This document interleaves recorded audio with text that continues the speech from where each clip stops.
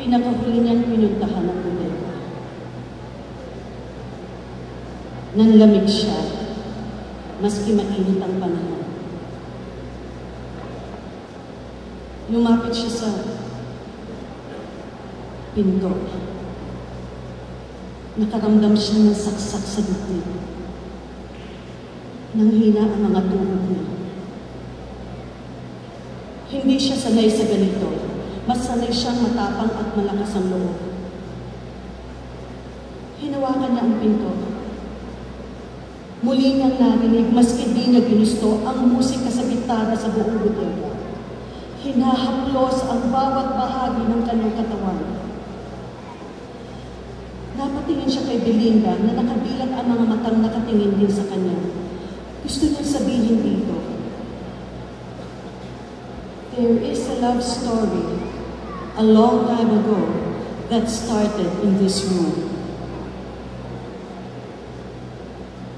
Tumigil ang musika. Nagsimula uling maglilikot si Belinda, paikot-ikot at may hawak na tinidor na pinangkakaskasa silang electric fan sa maalikabok na silya sa inaagaw na dingding. Belinda! Matigas na sigaw ni Sandra. Lalong nagtatakbo si Belinda at hinabol niya, "Anak!"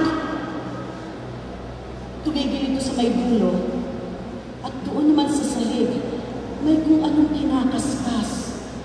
"Anak, ano ba yan? Sabi na dirty yan."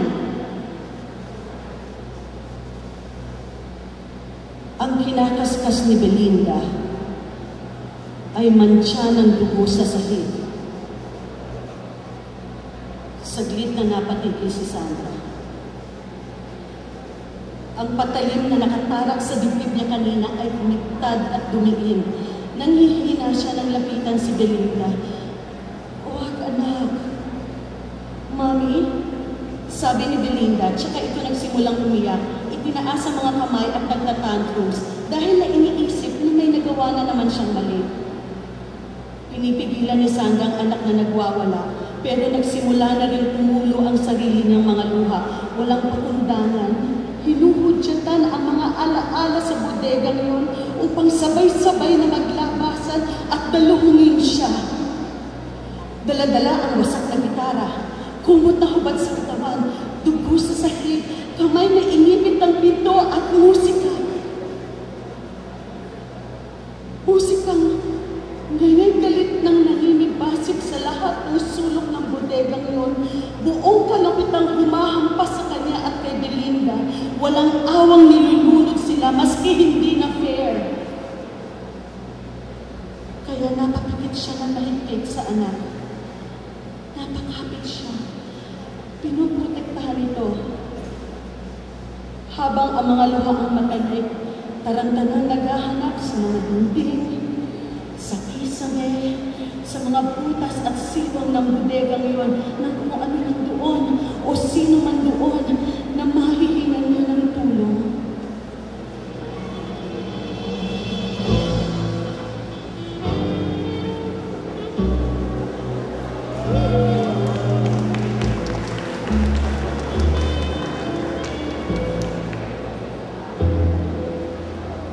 Ang pag-ibig natin, welcome aking kapos, hanggang simula, hindi matapos, tapos mga katanungan, wala namang sagot, butong na nabalik, ang palaisipan, lagi nasabi.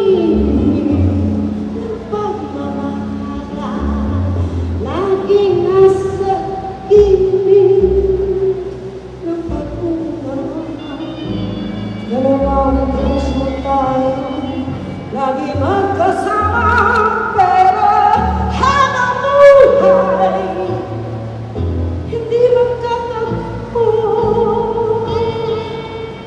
Para kay B. Para kay B.